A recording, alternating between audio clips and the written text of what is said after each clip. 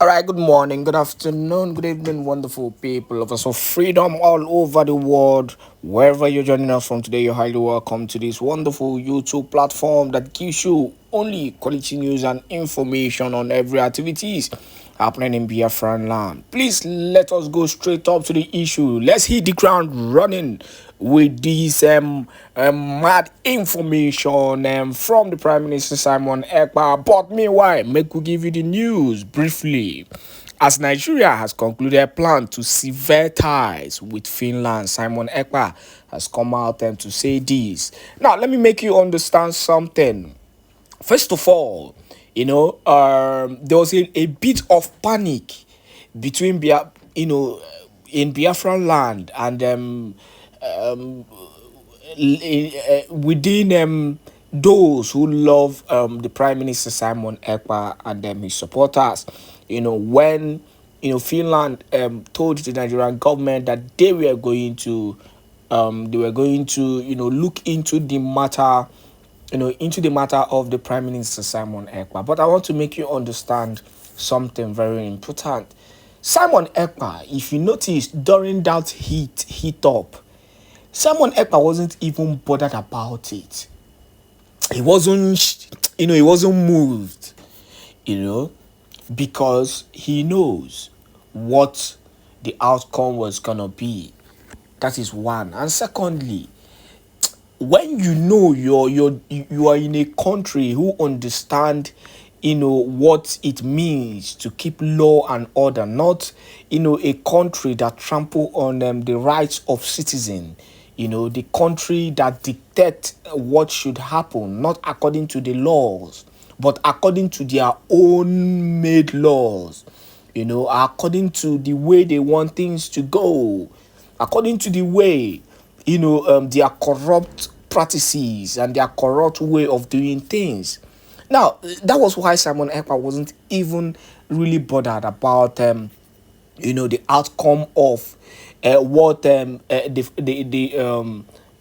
Finland government was going to say on his behalf. And finally, the Finnish government have come out to say that Simon Èkpá, everything he's doing is within the within the covering of law. He has not gone against any law whatsoever.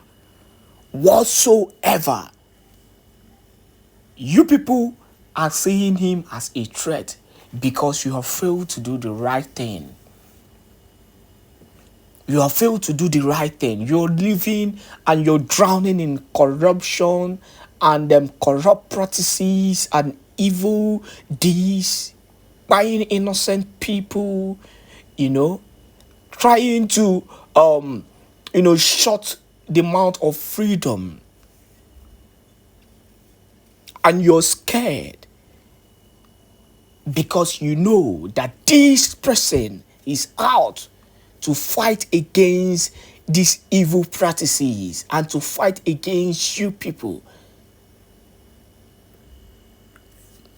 This Finland is a country that understands what it means to fight for freedom. They understand it to a very high level. They understand it to a very high level.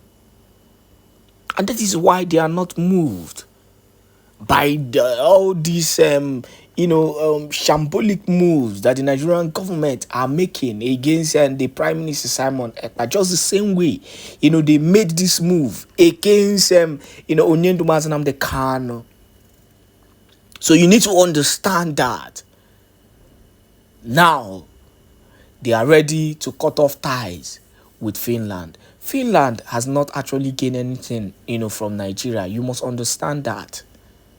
They've not gained anything from Nigeria, so they will willingly let go.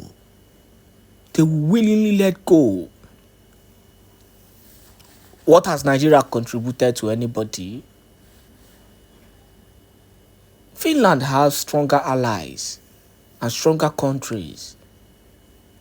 Okay, if something should happen, how many well-trained soldiers can Nigeria give to Finland? So let's just forget about this. What I'm trying to say is that come what may, come what may, nothing will stop the declaration of Biafra independence come December 2nd. And let me tell you, from tomorrow, the historic 30 days lockdown of the entire zoo institutions in Biafraland will be on shutdown. Let them do their wars. Let them do their wars. But meanwhile, let us hear from the one and only Prime Minister Simon Èkpá on this important information. Has been asked, what do you want to be when you grow up? He will simply and clearly would tell you he wants to run away. He wants to run away. So we cannot have this sort of nation building together. And I think we are in a really failed nation as it is. The nation is going the wrong way. The gentleman goes towards the Russians, Chinese at this moment. And we are, as a transitional government in exile, yes, we are pro-West. Yes, we are pro-democracy. Yes, we are pro-justice and for the rule of law. So all of our efforts, even though we have independence, we never had the freedom for the people. Therefore, this is our fight for our people. And we tend to get it to the highest level. And I think in this juncture, it is about time. The time is due for this despotic government. Maybe it's time to leave the nation. Whatever happened did happen. We don't want it to get any worse than it is. So we can restore democracy. We can restore justice.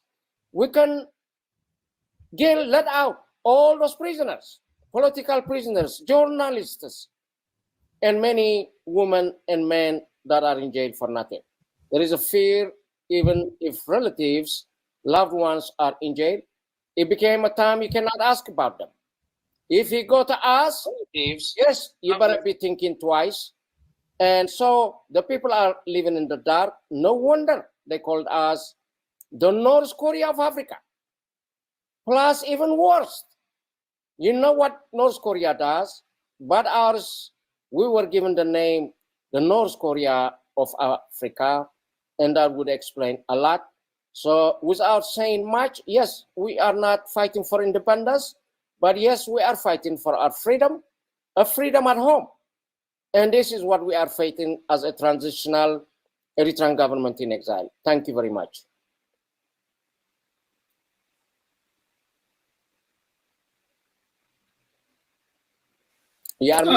Mr. Hiabu, you're on mute.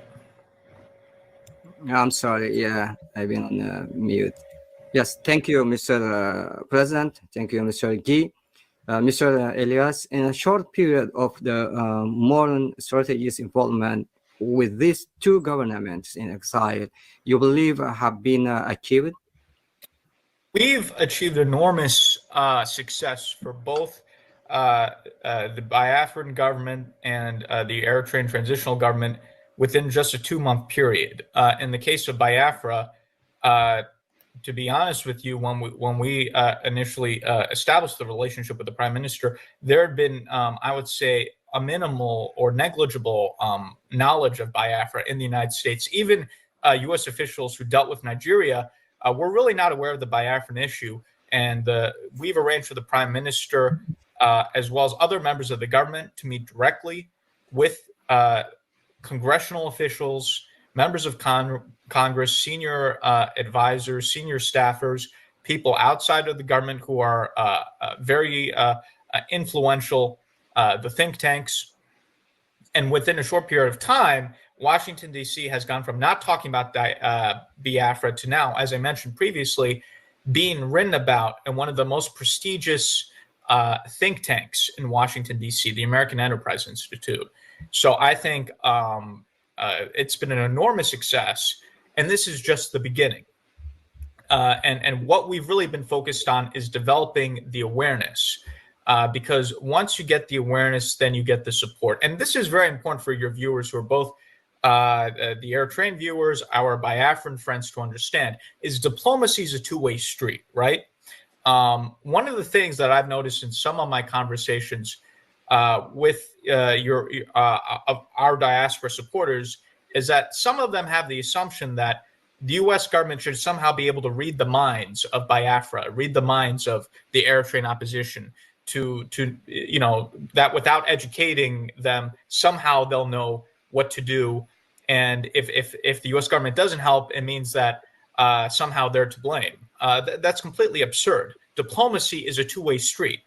If whether it's the Eritrean justice movement, the Biafran justice movement, if you want the U.S. to do something or the international community to do something, you have to educate them, give them the facts, give them the figures. That's what the lobbyist does. Tell them what it is you want from them, and then most likely they'll do it. Rather than not educating them, somehow expecting that they know what you want, and then blaming them when something doesn't happen. I mean, that's completely illogical. So, that's why lobbying is important. And in addition to our lobbying, programs such as these are so critical because we are educating the population as to why lobbying is important, why educating is important, why diplomacy is important, and how that interplays. Now, so we've basically gotten Biafra on the map within a short period of time, and we're going to have a huge explosion these next few months in terms of our activities. This is just the beginning. We have a lot of things in the pipeline, and so Nigerian government needs to be more nervous in the coming months. Now, when it comes to the issue of Eritrea, there was a little bit more awareness than the Biafra issue. Not a lot more, but a little bit more. But here is the problem, and I'm going to be very frank. And again, I'm going to go into how we've been so successful in terms of the transitional government. The main issue that the U.S. government has had, or opponents of Isaias Afwerki have had in the U.S. government, is there was always the expectation that the Eritrean opposition, quote unquote, would at some point reach out to the U.S. government and work with them in order to remove Isaias Afwerki. And over time, the U.S. government became very surprised, and we've had private conversations. I've had many conversations. They just became surprised after 10 years, 20 years, 30 years in terms of why is the Eritrean opposition not meeting with us? Why are they not reaching out to us? Why are they not coming to us to work out a strategic plan on how to get rid of Isaias Afwerki? Why are they seemingly talking endlessly amongst themselves, talk, and more talk, and no action? So over time, people in the U.S. government became more and more disgruntled with the Eritrean opposition to the point where it seemed like, okay, these people are never going to get their act together. Now, that's why I think there was an openness within our government, frankly, to look at some other alternative in terms of saying, well, if the Eritrean opposition is incapable of organizing themselves, maybe we can play a role in helping organize them if they can't get their act together. And, President Badarai emerged on the scene. He created the government in exile. It was a perfect match. I connected with President Badarai. We developed a close relationship, a close friendship, and we decided to put all of our force here in Washington behind President Badarai, to support him as now the transitional president of Eritrea, to have a rival government to the dictatorship led by Isaias Afwerki. And it's been an enormous success. Now, I understand that this has created a little bit of controversy. Of course, the Isaias Afwerki is freaking out. He's having his government put out press releases attacking us, attacking President Badarai, because they're scared. They've never seen an opposition leader being so effective. Isaias Afwerki has just been used to opposition leaders defeating themselves. So he never had to worry. Now he sees someone who's effective and has the support of the U.S. government, and they're completely losing it. But you also have some people, some of our dear friends in the opposition who are frankly a little bit jealous of President Badarai, a little bit complaining as to why is he the leader? Why are we not the leaders? And why are we, not having an input in electing the government in exile? We should be involved in choosing the president in exile and, this and that. And, my response to that, to those people would be, you have 30 years to get your act together. The U.S. government was waiting for you to come to them, to work with them, to get rid of Isaias Afwerki. You failed to do that. So if you have anyone to blame, you should blame yourselves for not having your act together. If the Eritrean opposition got its act together earlier, I don't think there will be a need for the government in exile, or there will be a need for the U.S. government to be invested in the government in exile. This is being done because the Eritrean opposition has failed the past 30 years. I'm just being very honest about it. And I think people in the opposition need to hear this tough medicine. Enough with the nice talk. They need to hear the truth that they failed, and that's why people in Washington, like myself, that's why people in the U.S. government are getting behind President Badarai. If they're upset about that, they need to get their act together. And we could look at, what we could do with them once they get themselves together. So I just want to put that out there in a very open and honest way. With President Badarai, we've seen the success. It's public. We're not hiding anything. We saw the meeting with Congressman Sherman, which he tweeted about. We saw the meeting with Ambassador Tibor Nagy, former Assistant Secretary for African Affairs under Trump, and former U.S. Ambassador to Ethiopia. He tweeted about it. And this is just a little bit. We've had many other meetings. Congresswoman Betty McCollum, other members of Congress. We've had a lot of momentum, and this is just the beginning. You're going to see more and more support coming from the U.S. government. I think eventually what's going to happen, especially as the Horn of Africa becomes more unstable, is we already have many people in the government who view President Badarai as the legitimate president, not Isaias Afwerki. I think once the Horn of Africa moves towards a conflagration, and we see what's happening with Somalia, Somaliland, Ethiopia, the Horn of Africa is a powder keg waiting to explode. But I think, once we get to that point, we're going to push for a more formal recognition by the U.S. government of President Badarai's government. I think the best analogy would be, in this case, for a period of time under the Trump administration, the U.S. government recognized Juan Guaido as the legitimate leader of Venezuela over the Maduro government. So similarly, I think we're going to move in that direction where at some point the U.S. government's going to more formally proclaim that President Badarai is the legitimate leader of Eritrea and not Isaias Afwerki. And again, if there are people in the Eritrean opposition who are upset about this, they should blame themselves because the U.S. government has been chomping at the bit, eager to work with them, and they've never showed up to Washington, D.C. So again, I would say to members of the opposition, either get in line, get it behind President Badarai because the train is leaving the station. So either support us or stay on the sidelines. What they should not do is try to be bitter about this and make complaints about, why they're not, leading this and why President Badarai is leading this.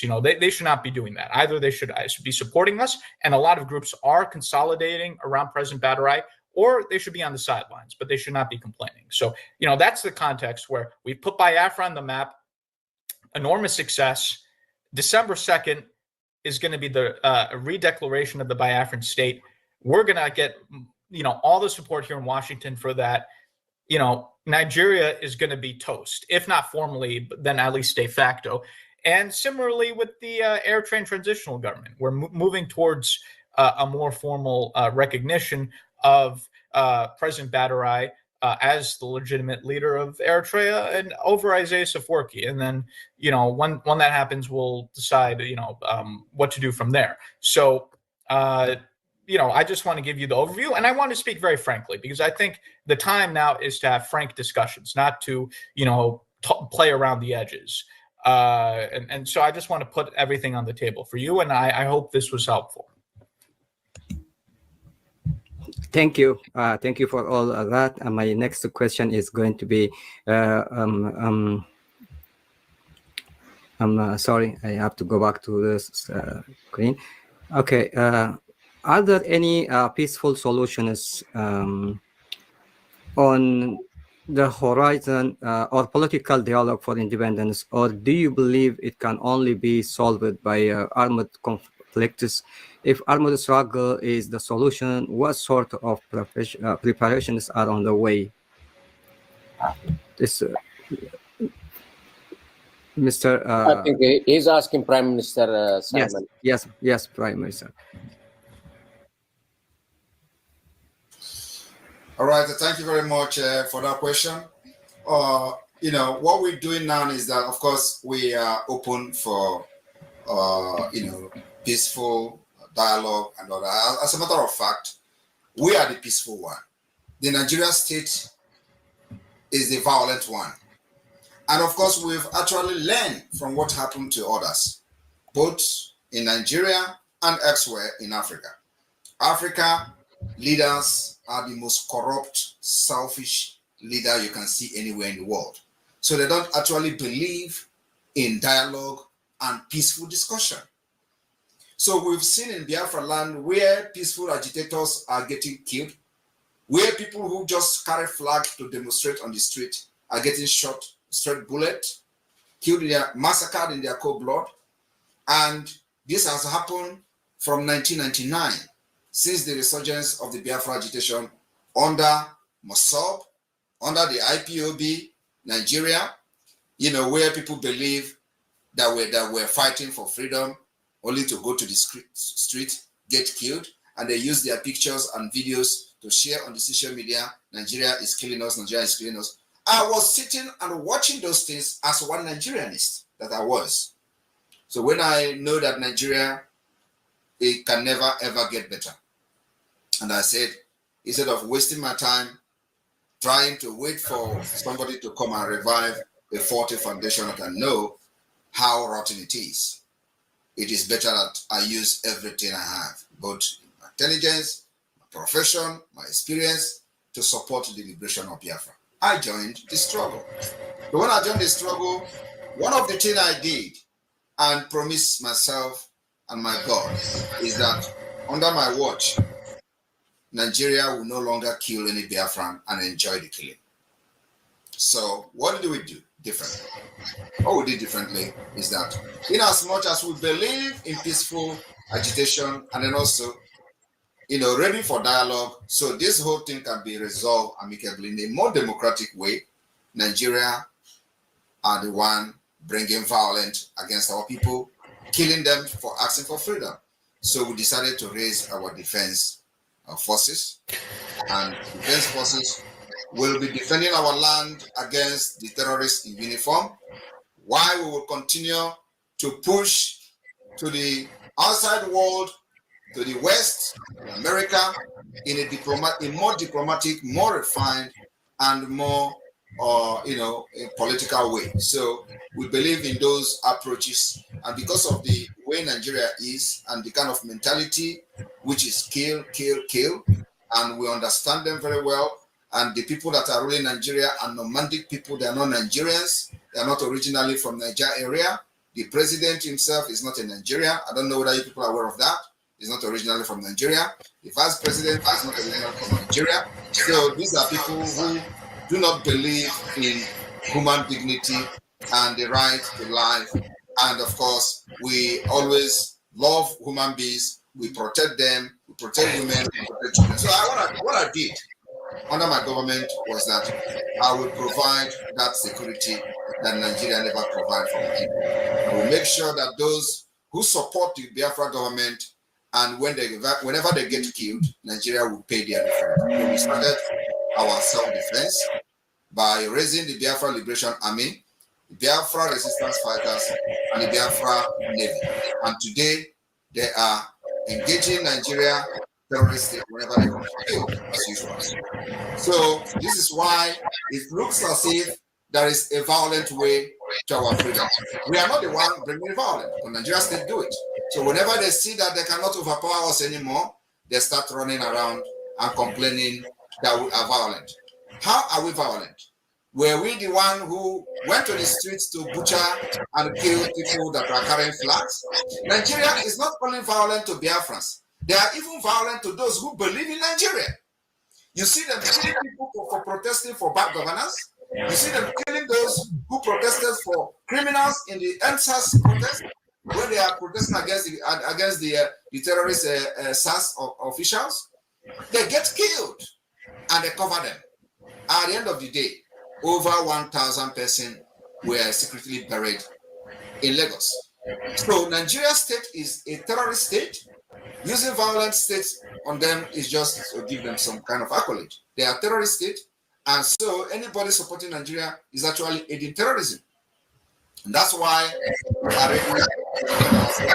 And so it looks as if there are people who are violent or violent agitators. There is no violent agitator All we do is to defend ourselves to make sure that Nigeria will never have a field day killing Biafrans again. If you check the past, from 2016 to 2017 to 18, they killed and massacred Biafrans in the field of Biafra, and nobody has been held responsible to it. This is the reason it looks as if we are throwing the pathway of violence. And of course, we respond when a government is bringing violence. You do not fold your arms. You will respond with violence. And of course, you need to even have a superior power to be able to withstand the kind of barbarism from the Nigeria state. And that's what Biafra have done very, very well. Thank you.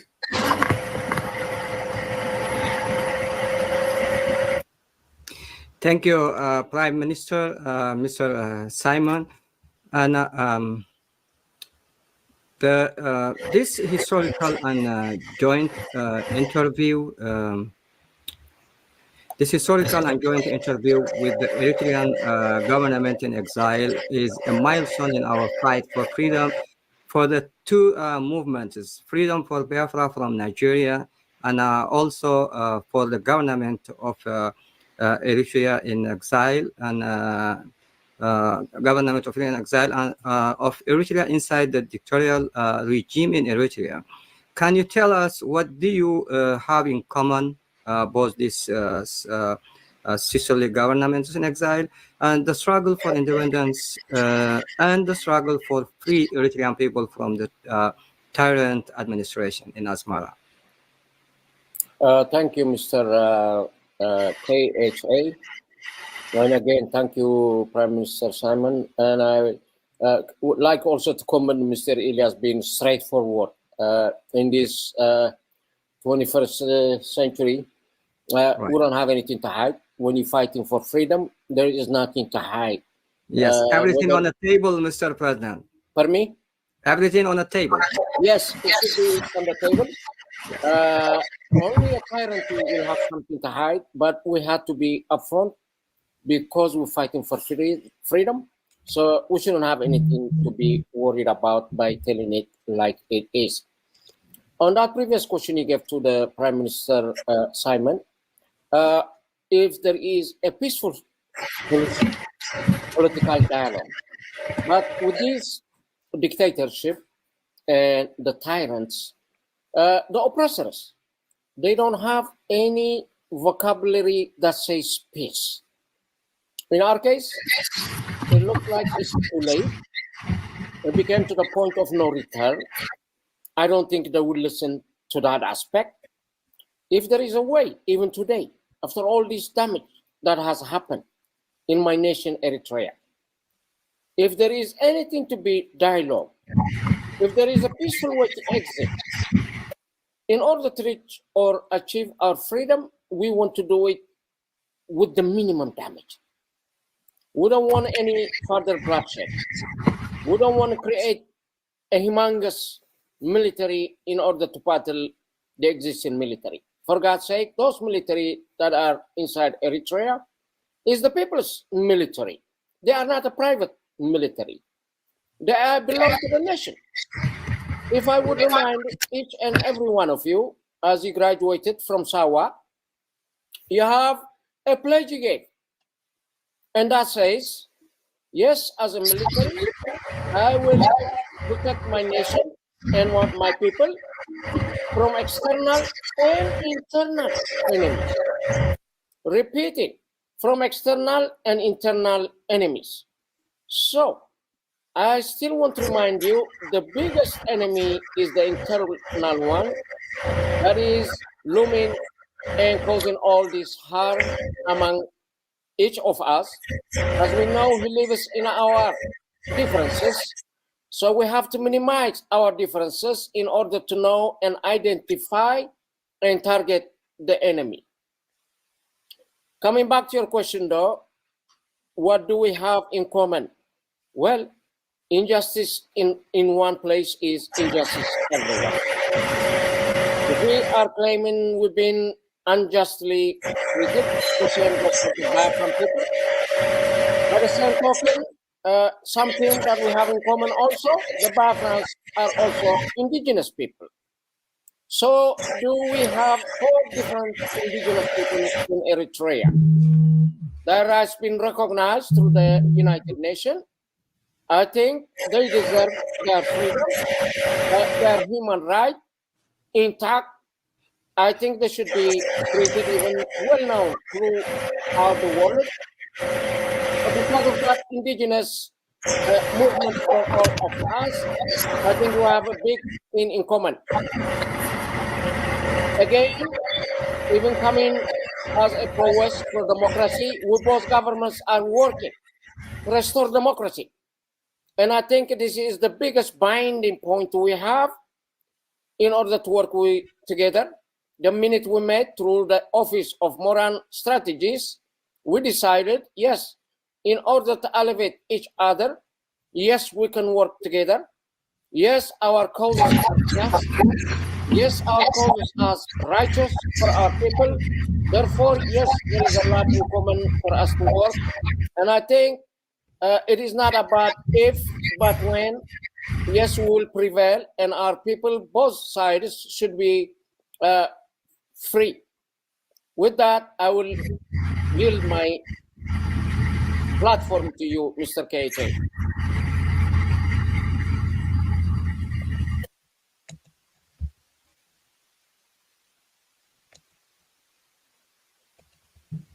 Yes, thank you, Mr. President, Mr. Bahadurai, Mr. G. Mr. Elias, can you give us looking forward and in the future what we can be achieved or expected from the modern strategies incorporation for these two governments in exile? Yeah, so let me expand a little bit about in terms of what I said previously, which is connected to your question. First of all, I think with our firm, we now have not just a relationship, but a burgeoning alliance between the Eritrean government in exile, between the Biafran government in exile. This will become a very important partnership because both have assets to bring to the table that are mutually complementary. Biafra is a huge country with up to 80 million people, if you include the diaspora. It has a strong military Biafran Liberation Army that the Prime Minister leads. So it has certain assets. Eritrea is a very small country, but it has the advantage of being a country that's already recognized as a member by the international community, as a country recognized by the international community. So I think these are two causes that have a similarity in terms of you have people that have been subject to oppression in different circumstances, but who are beleaguered, subject to persecution and prosecution and killing. And so I think there's a commonality there. I think these are brotherly causes. And I think each of these causes and each of these governments are able to provide something to the other, which will elevate each other. And you're going to see a lot more in terms of, we already have specific plans in the works, and you will see those plans come into fruition in the next coming months in terms of how these two governments will, in a more formal way, develop their strategic alliance. As I alluded to before, we plan to keep raising awareness of the Biafra issue in Washington.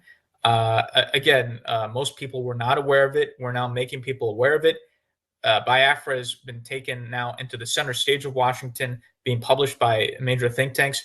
There's some major congressional initiatives that we're planning these next few months that I don't want to get to publicly right now, but if they happen, will be very significant.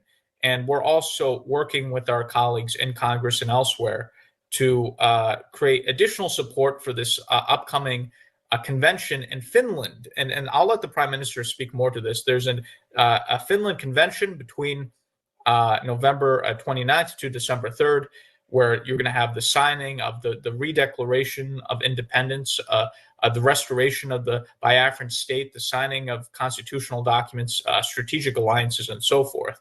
So we're going to kind of, get the political support in Washington for that convention. So that's what we have planned. I'm very confident that with our continued effort, we will move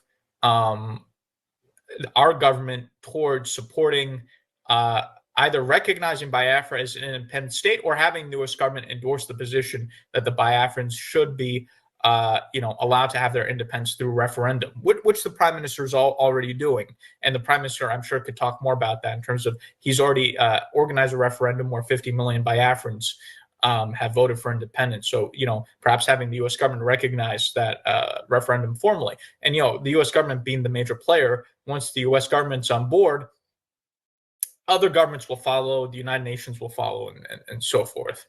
And as I've said, we continue to raise the awareness about the Eritrean transitional government in exile and continue to call out the dictator over there. And there's a lot that we're discussing. We've had conversations about potential legislation, potential resolutions, potential even speeches or what have you. So you're going to see a lot more coming. If the Eritrean government is freaking out over some of these meetings that we've had, they haven't seen anything yet. This is just stage one. People are not going to believe it when we get to stage 2, 3, 4, and 5.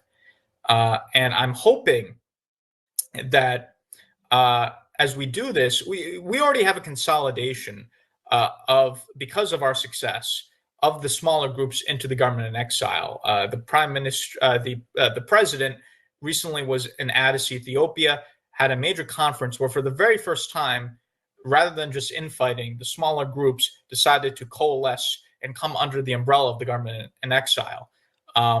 We're hoping to continue this as we get more success, as we continue to engage with the U.S. government. We're hoping more and more of these smaller Eritrean opposition groups consolidate under the government in exile. And I'm particularly hoping that the youth who are so active, the Blue Revolution leaders, the Brigadam Hamadou, if I'm pronouncing that correctly, that those guys come under the tent of the government in exile, and where we could, and we're happy to do this, provide them with mentorship, political training. Our lobbying firm with the president will train them, and we want to get them from fighting with people in these festivals, move that from that to fighting the political fight, fighting in Congress, fighting in the State Department. We would love to bring these young people who are getting into fights at these festivals, training them, educating them, and then bring them to Congress, a group of them, maybe 10 of these Brigadier Hamadou individuals, President Badarai and I and my Congressman Moran, we bring them to Washington, show them around. They need to get to this next stage because, if all they're doing is talk, again, they have the young people. I want to speak to the young people now. The young Eritreans have to learn from the mistakes of their predecessors. They cannot do the same thing, which is talk endlessly amongst ourselves and not do anything. Because if all they're doing is talking amongst themselves and not doing anything, then they're going to be another failure, right? And we don't want that. We want them to be successful. We're here to extend a hand to make sure they're successful, to provide them with the guidance that they need. So I am very optimistic. I think we're going to get Biafran independence, the U.S. to support that. Again, it's going to take time and effort. And the same thing with the Eritrean transitional government, because again, we have 535 members of Congress. We have the White House, we have the State Department, we have National Security Council. You have people outside the government in the think tank community that have a tremendous amount of influence. So there are hundreds, if not thousands of people that need to be educated, that need to be engaged in order to influence U.S. policy. So in the cases of both the Biafran cause and the Eritrean cause, these are going to be long-term projects. This is not just going to be us lobbying for a month or two. This is something we're committed to doing for many years in order to develop the powerhouse in Washington. In a short period of time, we've already gotten tremendous support, more than I even anticipated. And again, I'm very confident that we're going to get an independent Biafra, and the U.S. is going to get behind that. I'm confident we're going to get rid of the dictator, Isaias Afwerki, and the U.S. is going to get behind, or is already behind, but more formally proclaim their support for the transitional presidency of Mr. Badarai. So we're in the right direction. We're going to be successful in both cases. I think the only question is timeline, right? How fast are these things going to happen? And when it comes to that, there's some externalities that are outside of our control, right? We have an election coming up. We don't know what regional events might happen, but we're controlling the things that are under our control, and we're moving in the right direction. I'm very confident in both the Biafran cause and the Eritrean cause. We're going to be successful. I'm very confident in that. Thank you, Mr. Elias, for all this. Prime Minister Simon Èkpá, we heard you have offices through the globe, and we understand shortly that that you are planning to announce something in Finland. Can you tell us what the announcement would be and what you plan to achieve by it? All right. Thank you very much. And if we all can be muted, so because there are some kind of interruption that is not actually technical, so if everybody can be muted so that the noise will be reduced. Yeah, thank you for that question, and thank you, Elias, for bringing up this issue of Biafra convention that is coming up in Finland, and we've have extensive discussion on that, and President Badarai as well. What we intend to do, first of all, let me make a comment on what we have in common before addressing that question. We have in common two government that has failed, failed state. There is no other way to describe this situation other than failed state. Two, we have government that are nomadic, that are practicing nomadic system. What I mean nomadic system is another word for tyranny. It's a nomadic system of government, not democratic. So there is a solution here that we are bringing to the table to bring more advanced democratic system to this both wonderful and beautiful nation, Biafra and Eritrea. That's the what we are bringing to the table. So when the state has failed, we shouldn't allow it to continue. Otherwise, the anarchy will become the norms. And we don't want that particular anarchy to continue. The Nigerian side is even more dangerous than